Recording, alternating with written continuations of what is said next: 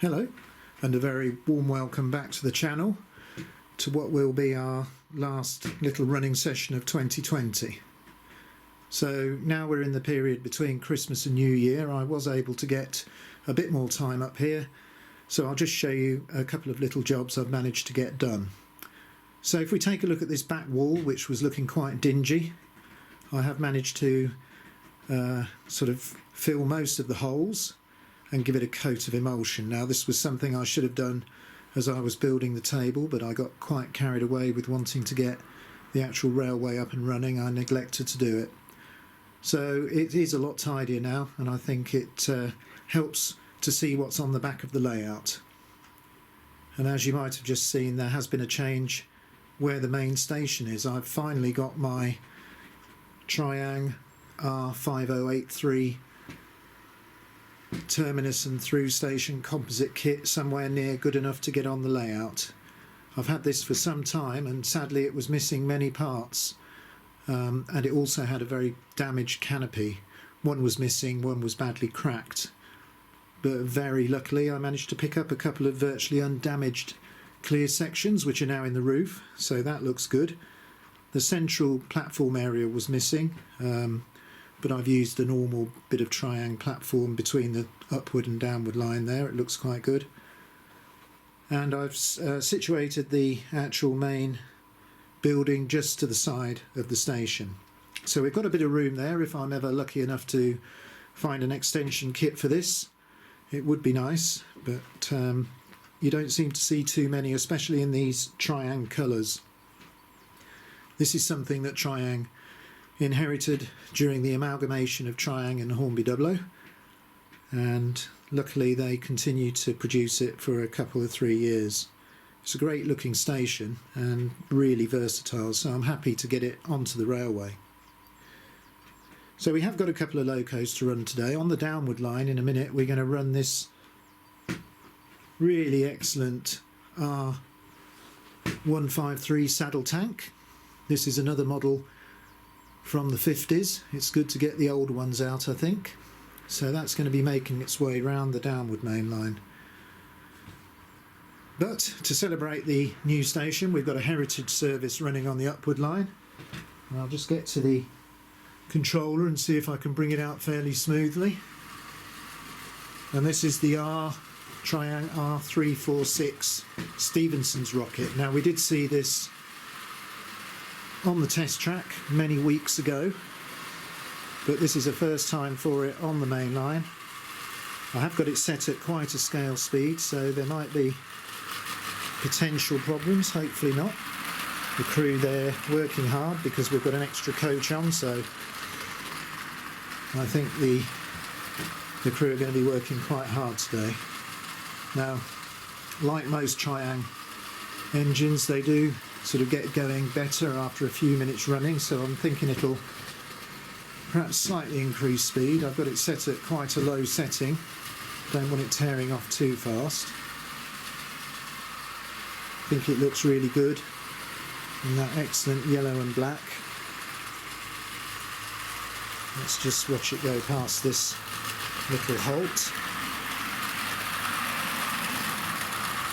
Lovely, quiet, smooth runner.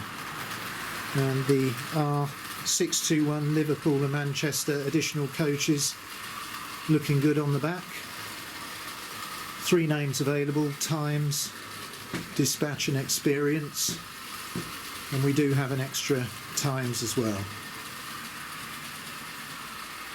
Well, I can already tell that that's just sounding a little bit more happy as it goes around, just crossing the branch line there. So I think it's time to bring the great old 1950s saddle tank out now. I'm going to need to open points B to get it out onto the main downward line. So let's see how it responds to a bit of power. So it's just coming out quite nicely. Set those points back to curved, and we'll follow this great 1950s model through the new station and around the back of the layout.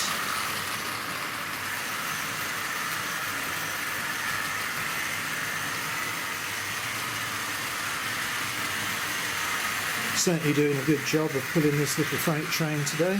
Slightly shorter version of the one that the A4 Peregrine was pulling in the last video.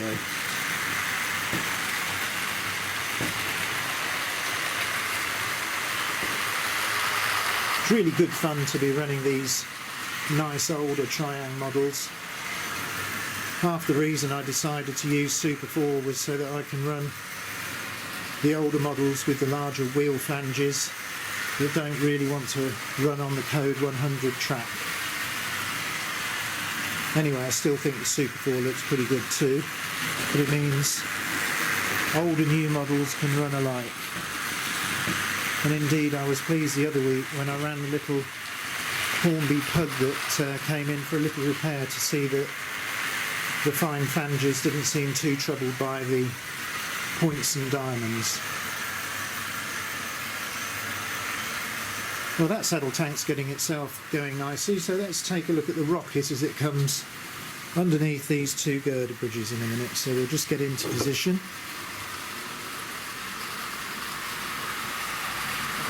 Great looking little loco, isn't it? This is a 1967 slightly later version of the rocket, so it doesn't have a smoke facility in the exhaust. The earlier ones do have the early type of smoke unit fitted. I think it'd be nice to have one with smoke just to see it work. It's amazing what Triang were able to cram into this little model in the 60s. Having a little bit of magnesium really helps as well.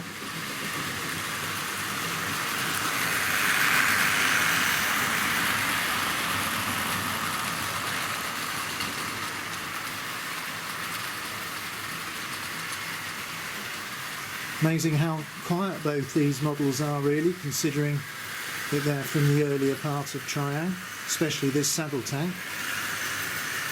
It's got a nice little growl about it anyway. Let's see if we can just watch it come around these curves. I don't know whether it's acetate or not. I mean, it hasn't got any warping, so might be, might not. I don't know when they changed from acetate to the later type of moulding. Looks good going around the layout.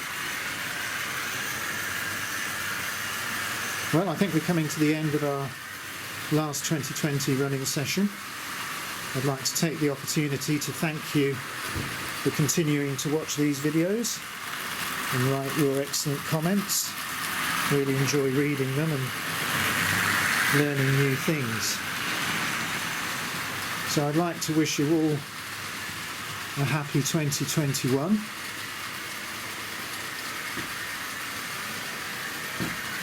And as we watch the rocket coming around, until the next video, I'll say goodbye.